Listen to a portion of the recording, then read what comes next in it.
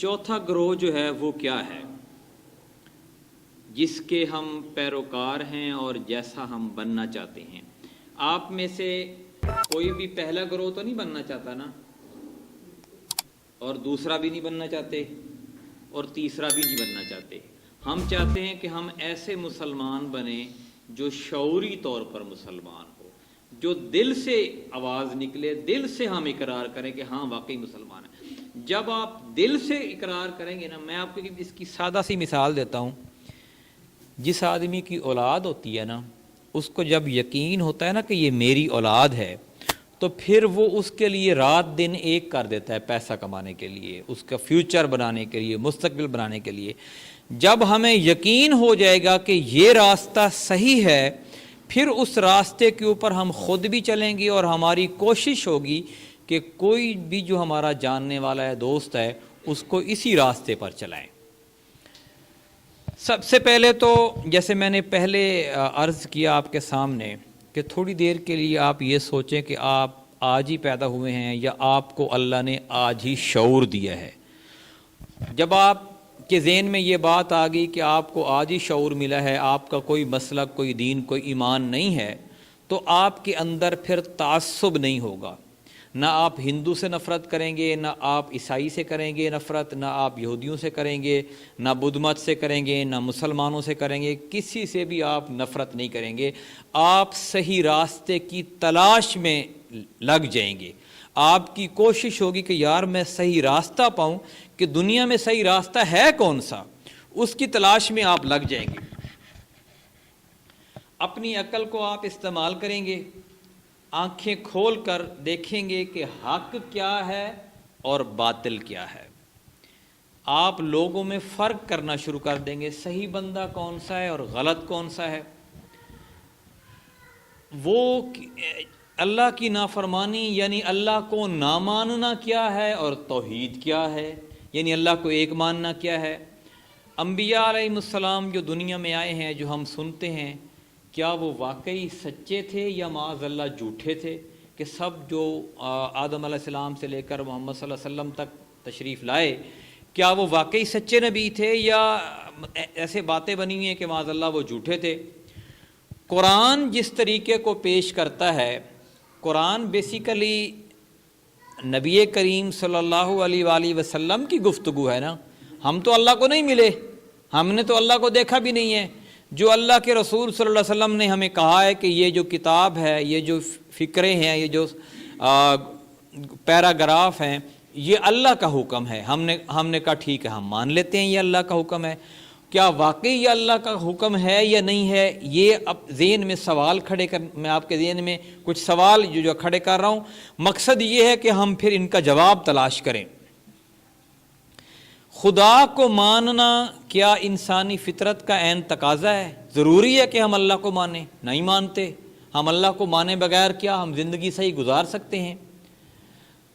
اور واقعی خدا حقیقت میں ایک ہی ہے، کوئی اس کا شریک نہیں ہے۔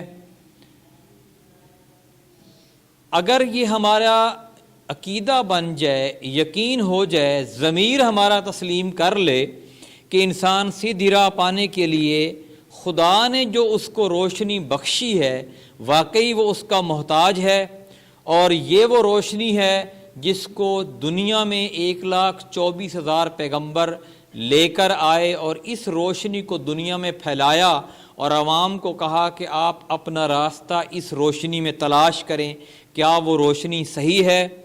اور پھر آپ دیکھیں کہ دنیا جب سے بنی ہے، اس وقت سے لے کر آخری نبی تک جتنے بھی پیغمبر آئے ہیں، ان سب کا کردار ایک جیسا تھا۔ کوئی جھوٹ نہیں بولتا تھا، کوئی امانت میں خیانت نہیں کرتا تھا، کوئی چوری کرنے والا نہیں تھا، کوئی خدا نہ خواستہ مطلب ہے کہ غلط کام میں شامل نہیں تھا۔ وہ سارے کردار اور اخلاق کے لحاظ سے پختہ لوگ تھے۔ تو ہم یہ سوچنے پر مجبور ہو جاتے ہیں کہ اگر ایسی ہی اللہ کے کلام کو، اس کے راستے کو پیش کرنے والے جتنے بھی لوگ ہیں، ان سب کا کردار اور اخلاق ایک جیسا تھا، ان میں سے کوئی جھوٹ بولنے والا نہیں تھا، کوئی دھوکہ دینے والا نہیں تھا، تو پھر جب ہم اپنی عقل کے لحاظ سے ان سب کو سچا انسان تسلیم کرتے ہیں اور ہم یہ سمجھ لیتے ہیں کہ انہی کا ہی راستہ حق ہے اور باقی سارا راستہ باطل ہے، تو پھر ہمارے اوپر یہ فرض ہو جاتا ہے کہ ہم پھر انہی کی بات کو آخری بات مانیں اور باقی جتنی بھی بات لوگ لے کر آئے ہیں ان کی باتوں کو ہم باطل جانیں۔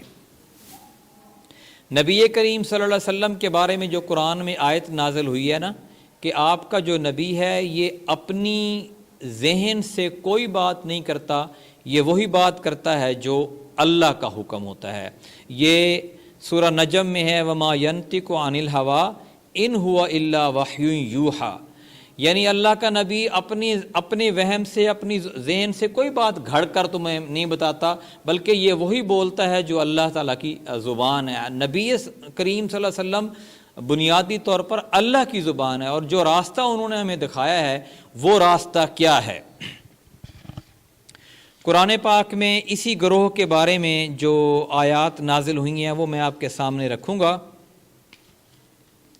سورہ الاحزاب کی آیت نمبر 36 ہے، کسی مومن مرد اور عورت کو یہ حق نہیں کہ جب کسی معاملے میں اللہ اور اس کا رسول فیصلہ کر دے تو ان کے لیے اپنے اس معاملے میں خود فیصلہ کرنے کا اختیار باقی رہے۔ جس نے اللہ اور اس کے رسول کی نافرمانی کی وہ کھلی ہوئی گمراہی میں مبتلا ہو گیا۔ یہ چوتھا گروہ جو ہے وہ ان تینوں گروہوں کا انکار کر کے اپنے آپ کو اللہ اور اس کے رسول صلی اللہ علیہ وسلم کی غلامی میں دے دیتا ہے۔ آج ہم بھی یہ وعدہ کریں کہ ہم اللہ اور اس کے رسول صلی اللہ علیہ وسلم کے غلام ہیں، ہم اللہ کے بندے ہیں، کسی اور کے بندے ہم نہیں ہیں۔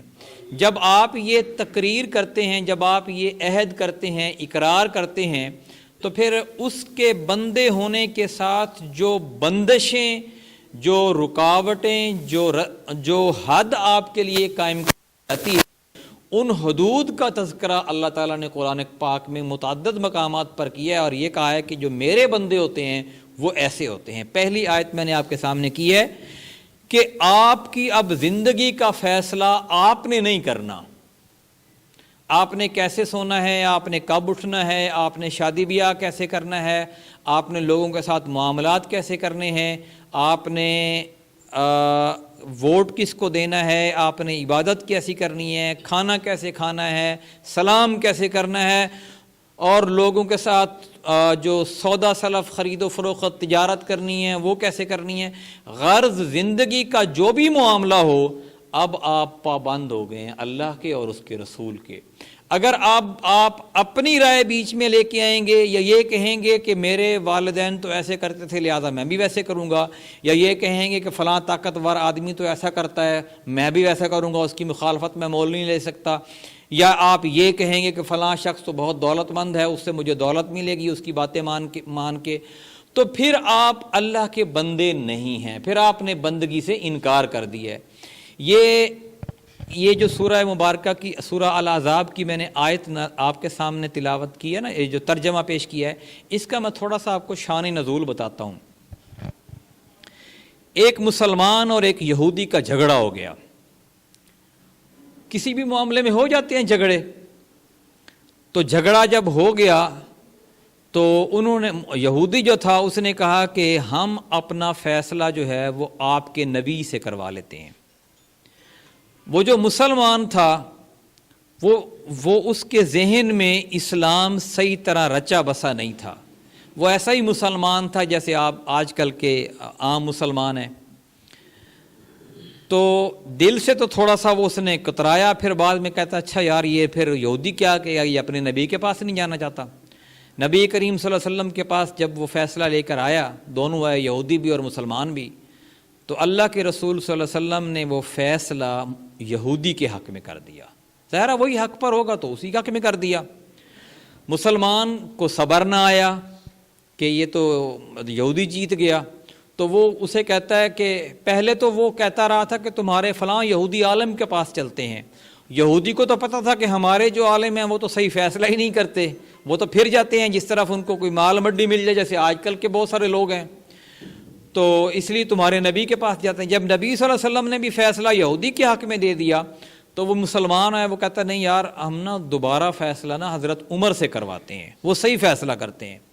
اس کے ذہن میں یہ تھا کہ عمر جو ہے وہ مسلمانوں کے لیے سخت ہیں، تو اس لیے وہ میرے حق میں فیصلہ دے دیں گے۔ تو وہ ان کے پاس گئے تو وہ یہودی نے حضرت عمر رضی اللہ تعالیٰ عنہ کو بتا دیا کہ اس کیس کا پہلے آپ کے نبی فیصلہ کر چکے ہیں اور وہ میرے حق میں کر چکے ہیں۔ تو حضرت عمر نے کہا کہ اچھا، اندر گئے، تلوار لے کے آئے اور وہ جو مسلمان جو تھا نا اس کا سر قلم کر دیا، یعنی اس کو قتل کر دیا۔ تو پھر جب اس کو قتل کر دیا تو مدینے میں شور اٹھا کہ یہ ایک مسلمان نے ایک مسلمان کو قتل کر دیا ہے۔ تو اس کا ظاہر ہے وہ قبیلہ اس کی دیت کے لیے کھڑا ہو گیا کہ اس کی دیت دی جائے۔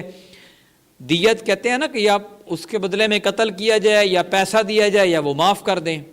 تو اس وقت یہ آیات نازل ہوئیں کہ جو لوگ اللہ کے نازل کردہ قانون کے مطابق فیصلہ نہیں نہ کرتے، وہ اپنی زبان سے جتنا مرضی اقرار کر لیں کہ ہم مسلمان ہیں، نام مسلمانوں والے رکھ لیں، مسلمانوں جیسی شکل و صورت بنا لیں، کپڑے پہن لیں، وہ حقیقت میں مسلمان نہیں ہیں۔ اس لیے فرمایا کسی مومن مرد اور عورت کو یہ حق نہیں ہے کہ جب کسی معاملے میں اللہ اور اس کا رسول فیصلہ کر دے تو ان کے لیے اپنے اس معاملے میں خود فیصلہ کرنے کا اختیار باقی رہے۔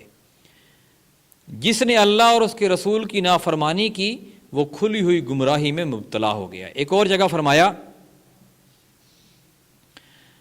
سورہ البقرہ آیت نمبر 85، کیا تم کتاب کی بعض باتوں کو مانتے ہو اور بعض کو نہیں مانتے؟ تم میں سے جو کوئی ایسا کرتا ہے اس کی سزا بجز اس کے اور کچھ نہیں کہ دنیا کی زندگی میں اس کی رسوائی ہو اور آخرت میں ایسے لوگ شدید ترین عذاب کی طرف پھیر دیے جائیں۔ جو کچھ تم کرتے ہو اللہ اس سے غافل نہیں ہے۔ وہ کہتا ہے کہ فیصلہ صرف کتاب الہی کے مطابق ہونا چاہیے، خواہ وہ لوگوں کی خواہشات کے مطابق ہو یا نہ ہو۔ ایک اور جگہ فرمایا سورہ مائدہ آیت نمبر 48 میں، تو ان کے درمیان اسی کتاب کے مطابق فیصلہ کر جو اللہ نے اتاری ہے، اور جو حق تیرے پاس اللہ کی طرف سے آیا ہے اس کو چھوڑ کر ان کی خواہشات کی پیروی نہ کر۔ ایک اور جگہ فرمایا وَمَن لَّمْ يَحْكُم بِمَا أَنزَلَ اللَّهُ فَأُولَٰئِكَ هُمُ الْفَاسِقُونَ، اور ہر فیصلہ جو کتاب الہی کے خلاف ہے جاہلیت کا فیصلہ ہے، یعنی اللہ کے رسول صلی اللہ علیہ وسلم کے احکام اور قرآن کے علاوہ جو فیصلے ہوتے ہیں وہ بیسیکلی جاہلیت کے فیصلے ہوتے ہیں۔ ایک اور جگہ فرمایا تو کیا پھر جاہلیت کا فیصلہ چاہتے ہیں، حالانکہ جو لوگ اللہ پر یقین رکھتے ہیں ان کے نزدیک اللہ سے بہتر فیصلہ کرنے والا کوئی نہیں ہے۔ سورہ النساء آیت نمبر 59 سے لے کر 65 تک اللہ نے فرمایا، اے لوگو جو ایمان لائے ہو، اطاعت کرو اللہ کی اور اطاعت کرو رسول کی اور ان لوگوں کی جو تم میں سے صاحب امر ہوں۔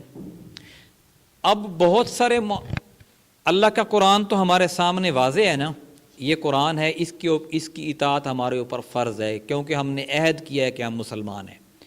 جو چیز قرآن میں نہیں ملتی وہ نبی کریم صلی اللہ علیہ وسلم کی سنت میں مل جاتی ہے، وہ اس کے اوپر اطاعت ہمارے لیے ویسے ہی فرض ہے جیسے قرآن کے اوپر ہے۔ اور جو چیز قرآن میں بھی نہیں ملتی، آپ صلی اللہ علیہ وسلم کی حدیث میں بھی نہیں ملتی، جیسے آج کل کی بہت ساری چیزیں ہیں، موبائل کا استعمال کیسے کرنا ہے، اور بھی بہت ساری چیزیں ہیں جو ہمارے ہاں اب مکان کرائے پہ چڑھتے ہیں، تب کرائے پہ نہیں چڑھتے تھے، اب کاروبار کے اشتراک کا معاملہ ہوتا ہے۔ تو اس میں پھر جو وقت کے علماء کا جو اجتہاد ہوتا ہے اور پھر ان کا ایک سربراہ ہوتا ہے، اس کا ماننا ویسے ہی ضروری ہے جیسے اللہ کے رسول کی بات کو ماننا اور جیسے اللہ تعالیٰ کی بات کو ماننا۔ اس لیے تینوں کا تذکرہ اللہ تعالیٰ نے قرآن پاک میں کیا کہ اے لوگو جو ایمان لائے ہو، اطاعت کرو اللہ کی اور اطاعت کرو رسول کی اور ان لوگوں کی جو تم میں سے صاحب امر ہوں۔ اس کی تفسیر خلیفہ بھی لکھا ہے، وقت کا خلیفہ، اور اس کی تفسیر میں وقت کا حاکم جو سر عام اگر وہ نماز کا انکاری نہیں ہے تو وہ نماز قائم کراتا ہے، تو اس کی بھی پیروی کرنا ہمارے لیے ویسے ہی فرض ہے۔ پھر فرمایا پھر اگر تمہارے درمیان میں کسی معاملے میں نزاع ہو جائے، لڑائی ہو جائے، تو اسے اللہ اور اس کے رسول کی طرف پھیر دو اگر تم واقعی اللہ اور روز آخر پر ایمان رکھتے ہو۔ یہی صحیح طریقہ کار ہے اور انجام کے اعتبار سے بھی بہتر ہے۔ اے نبی صلی اللہ علیہ وسلم، تم نے دیکھا نہیں ان لوگوں کو جو دعویٰ تو کرتے ہیں کہ ہم ایمان لائے ہیں اس کتاب پر جو تمہاری طرف نازل کی گئی ہے اور ان کتابوں پر جو تم سے پہلے نازل کی گئی تھی، مگر چاہتے یہ ہیں کہ اپنے معاملات کا فیصلہ کرانے کے لیے طاغوت کی طرف رجوع کریں، حالانکہ انہیں طاغوت سے کفر کرنے کا حکم دیا گیا تھا۔ شیطان انہیں بھٹکا کر راہ راست سے بہت دور لے جانا چاہتا ہے، اور جب ان سے کہا جاتا ہے کہ آؤ اس چیز کی طرف جو اللہ نے نازل کی ہے اور آؤ رسول کی طرف، تو ان منافقوں کو تم دیکھتے ہو کہ یہ تمہاری طرف آنے سے کتراتے ہیں۔